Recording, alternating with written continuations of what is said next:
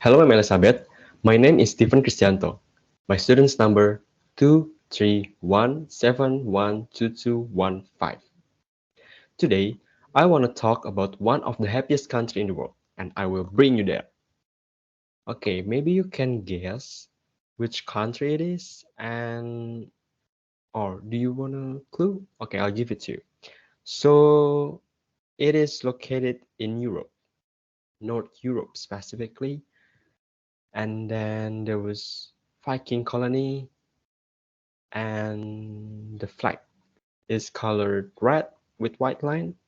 Maybe you know it. Yes, it is Denmark.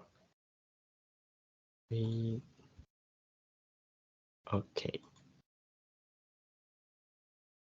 it's Denmark. Yes. Maybe you've got a question on your head. Why Denmark consider themselves as the second happiest country in the world? And what aspect and indicator so they can claim themselves so happy? And does that mean that they never cry and always happy, never feel mental illness or something like that? Without any further ado, welcome to Denmark. Before I talk about the indicator, I'll give a little bit information about Denmark. So the capital city of Denmark is Copenhagen. It's east area of Denmark, and the area of Denmark is 43,090 for 94 kilometers square, and it's pretty huge, right? And then the population. The population in Denmark is 5.9 million people, or we can say it's double of population in Yogyakarta, and they speak Danish. All right, and the majority of religion, 75.8% is Christianity, and economic. The economic sector of Denmark is pretty good. Um, every year, the percentage they always growing high every year, and maybe it's one of the reasons why Denmark consider themselves as the happiest country in the world. But we won't talk about that now because I'll explain that after this. And this year, 2023, they can reach 74,957. It's GDP. Now we'll talk about GDP. If you don't know what GDP stands for, so GDP stands for gross domestic product, or economic indicator that represent the total value of all goods and services produced by a country in a year commonly. And according to macro threats, in 2022, Denmark have 60,000 US dollar of GDP. And it's huge for a small country like Denmark. And as you can see here, Denmark benefits coming from strong economic resources. And from the diagram, trade and transport, we can say involved the economic sector in Denmark. And in Denmark, economic depends on export, like food, industrial things, and the other stuff. This ability can send the product to international market and provide the greatest contribution to Denmark.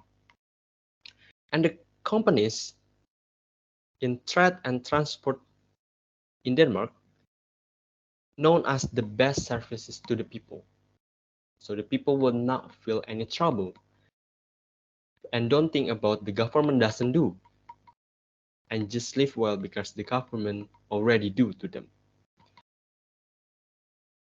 Next one is life expectancy. Maybe you got question, what is the correlation between life expectancy and to be happiness country in the world? Yes, there is. There's a correlation, of course, because life expectancy shows the quality of life and public welfare. And for female in Denmark, life expectancy shows 83 years old, and for male is 79 years old. This indicator shows that this country can provide and give protection to the people who live there.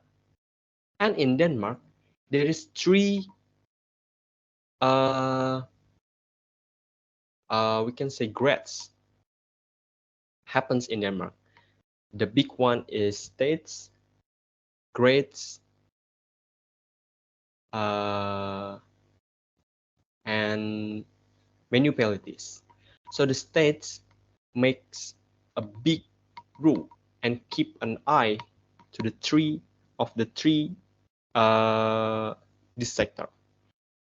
And the second one is the regions, guys, region.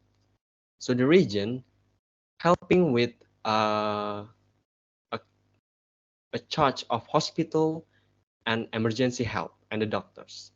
And the smallest one is municipalities is helping with older people or uh, for the people who in the village who cannot like pay a health hospital in Denmark. And everyone here is working together to make sure everyone in Denmark can stay healthy and happy.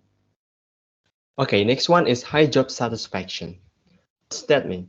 Okay, a country have a high level of prosperity for sure, but the fact said that Denmark it's not the richest country in the world. So the idea is a good balance of life. Okay, there is a connection, right, between the high job satisfaction, good balance, and happiness in a country. Okay, they think you don't have to get super rich to be happy because they're looking for a good balance of life, and the results are extremely positive. And furthermore, it is important for the Danish employees that their job have purpose and that they contribute to something greater than merely their own delivery. And that's the point. And that is something that the Danish companies are good and accommodate. Next one is environment. Clean environment, renewable energy, natural beauty, and quality of life.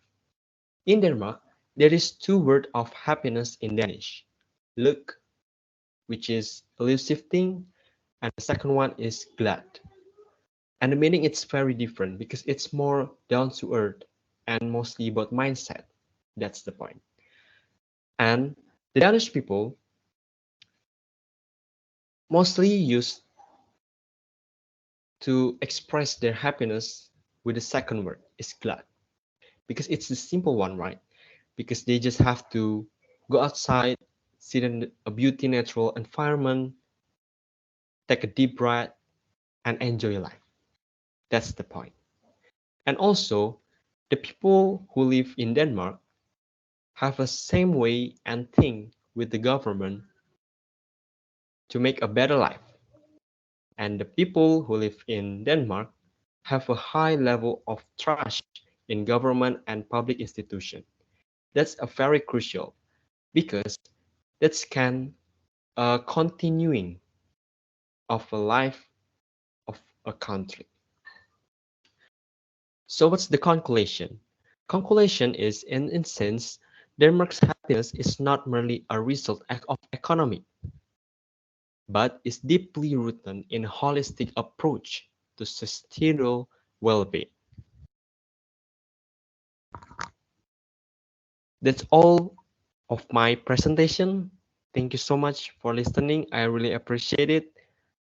Let me finish with this inspiring quotes from Danish proverb. Many small streams make a large river. Thank you.